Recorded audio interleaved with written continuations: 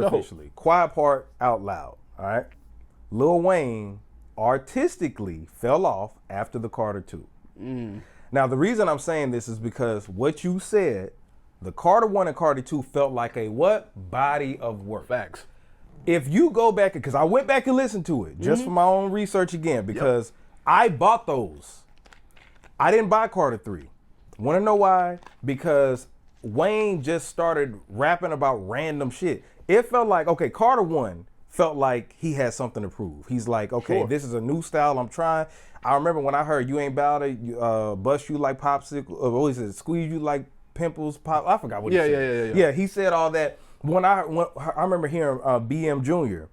He went crazy. It was just ridiculous. And I was listening to it in the gym, and I'm like, this is why. I remember snapped. When Hurricane Katrina came through, and I had my portable CD player, and the lights was out.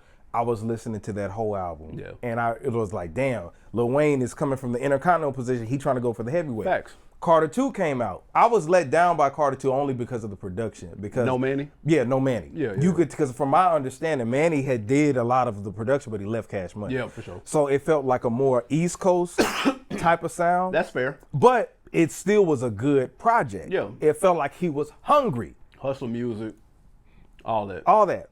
Carter 3 come around, and while I'm not trying to shit on Carter 3, I'm not trying to take nothing away. It did what it did. Million first week. A Million first week. Yeah. A Millie classic big track. records. He had big records on there. But when you look at it, it wasn't really structured like that. It felt like more of mixtape opposed to those other two felt like albums. So artistic, and then when you hear him rap, it felt like more random stuff. I agree. There is definitely a turn.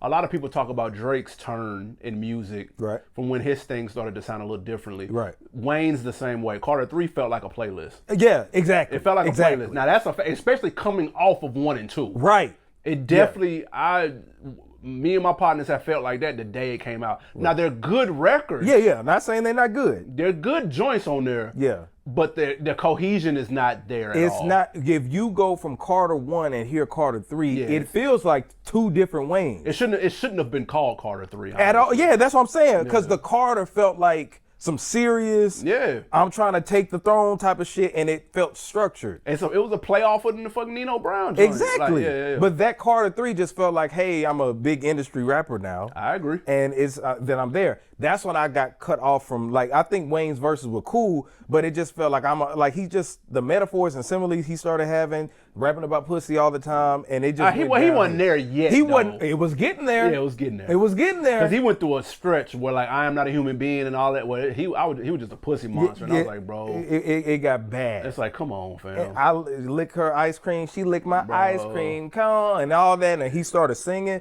And what turned me off was the Lollipop. When I first heard that as the first single, that song hasn't aged well.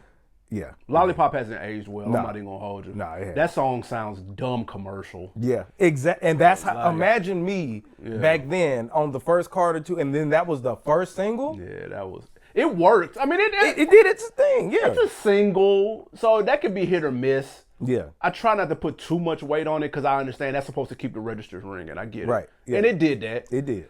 But just as an individual song, it's like, that shit does not age well. That shit sounds terrible now. Right. With all due respect to Static Major. Yeah. Shout out to R.I.P. to Static Facts. Major. Yeah. But so to that point, Carter 3 is definitely a collection of songs. Carter 4, I could argue, is the same thing. But I think I put Carter 3 and Carter 4 in the same basket. Me too. Because I think Carter 4 has really good songs, though. John with Rick Ross is crazy. The joint with John Legend, that Mega Man, that blunt blowing. The one with, I think he got one with T-Pain on there. Nah, them joints, them 6 foot, 7 foot, like there's joints on there. The She Will? Nah, that shit go hard. I hated She Will. What? I hated She Will. I hated that as a single. It felt average. Drake didn't sound inspired. Wayne, the beat, you like the beat on there? It was dry. That shit hard. Carter 4, when I think about Carter 4, it was a boring album. 6 foot, 7 foot was just another rendition of a Millie. But it was hard, though. It was all right. Wow. It was straight. Now, I will say, and I go to my quiet part out loud because he just needs to hear this. Okay. Wayne, Mr. Carter, legend, top 10? Of all time? Maybe? He's top 10. Okay. He's top 10. I ain't know that was a stretch. No, he's top 10. He's gonna be on some people's Mount Rushmore if you're of a certain probably age group. Yeah, exactly. Top 10, arguably. Yeah. Bro, but he doesn't know how to make music anymore.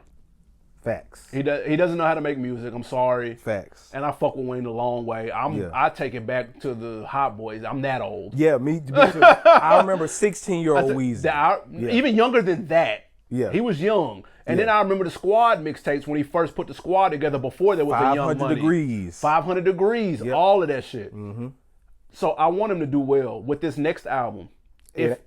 I know, but just let's hypothetically say he wants to do one more Carter and then he's out. Okay. Let's say that. Now, hopefully this was the one.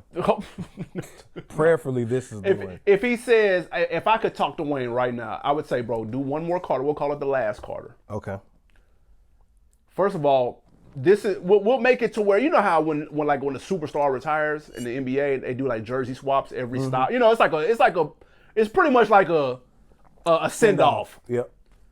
Call every producer call Hit Boy, call Alchemist. All these niggas gonna throw you there. You tell them that this is your last Carter, your last album. They're gonna they're gonna open up the briefcase. Yeah, with the heat that's in the safe, bro. Yeah, they would. They're gonna give you crack. Call them, get 14 to 16 of the best produced joints you can get.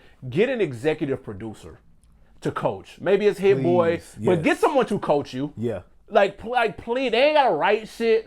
But just get someone to coach you. Yeah. You cannot do it on your own. You've been out of my homeboy said this album sounded like Carter 6 sounded like he had been hanging around Skip Bayless and them too much. Yeah. Like too much, bro. Yeah. You got the Bono joint. But it just. I appreciate the creativity, but it just. What audience are you trying to reach, bro? It ain't you ain't been around niggas in a long time, and that's fine. I understand that. Yeah. But for this next album, bro, you got to get back around some niggas. That's what Joe Budden said. They were like, "Who is he? Is he around Drake anymore? Is he around Nicki anymore?" It's like that's another thing. Yeah. You want to have a sing-songy record? That's fine. Please, for Christ's sake, call Drake to help with it. Please, bro. Yeah. If you want the melodic, I'll give you the melodic joint on there. For Christ's sakes, call Drake. Call Nicki, call one of them to help with that shit. Because I don't care what your son said, you didn't write for Drake.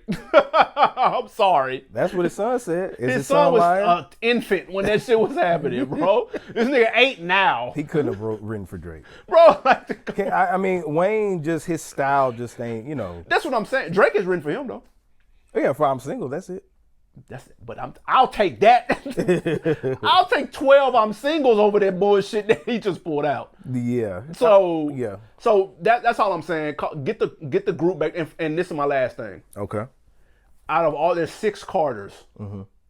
There's not one Hot Boy feature on any of them. And there's not one. Damn, not one.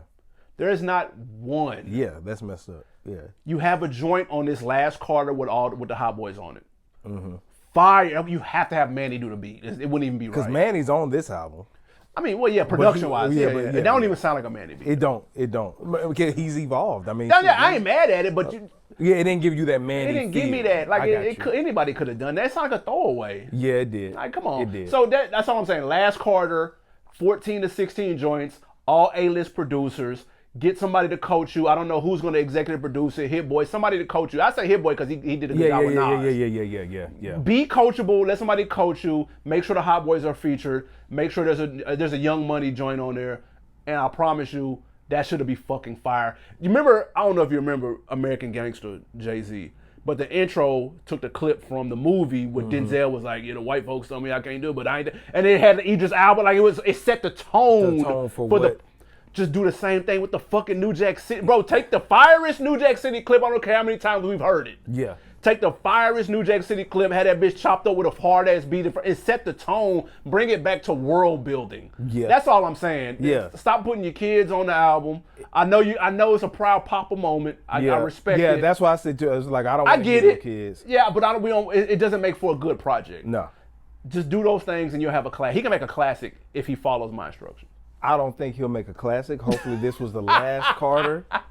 Hopefully this was be a good send-off because guess what? Ain't nobody talking about it no more. Nah, it's done. It's done. So I think that, this is out. We're done. we can move on from there. Yeah. And we can move on to what's next. So next, what I have on the list. So